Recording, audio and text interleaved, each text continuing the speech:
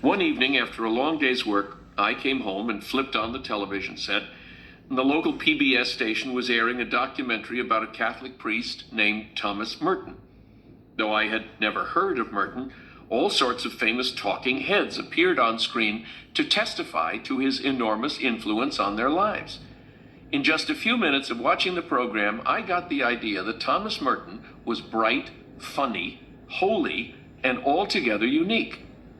The documentary was so interesting that it prompted me to track down, purchase, and read his autobiography, The 7-Story Mountain, which told the story of his journey from an aimless youth to a Trappist monk. It captivated me as few books ever have.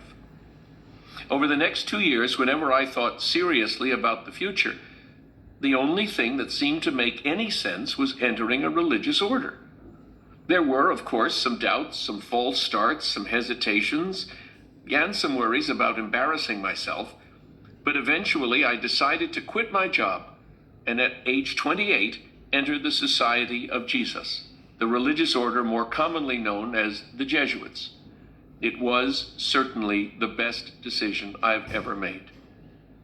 Upon entering the Jesuit novitiate, I was surprised to learn that most of my fellow novices had strong devotions, as they called them, to one or another saint. They spoke with obvious affection for their favorite saints, almost as if they knew them personally. One novice, for example, was especially fond of Dorothy Day, quoting her liberally during our weekly community meetings.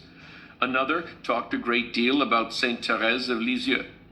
But though my brother novices were sincere in their devotions and they patiently related the lives of their heroes and heroines to me, I now found the idea of praying to the saints wholly superstitious. What was the point? I mean, if God hears your prayers, why do you need the saints? These questions were answered when I discovered the collection of saints' biographies that filled the creaky wooden bookcases in the novitiate library. I pulled my first selection from the shelves as a result of some serious prompting from one novice. "You've got to read the story of a soul," he kept telling me. Badgering me was more like it. Then you'll understand why I like Thérèse so much. Well, at this point, I knew little about the little flower, as she is known, and imagined Thérèse of Lisieux as a sort of shrinking violet, timid, skittish, and dull.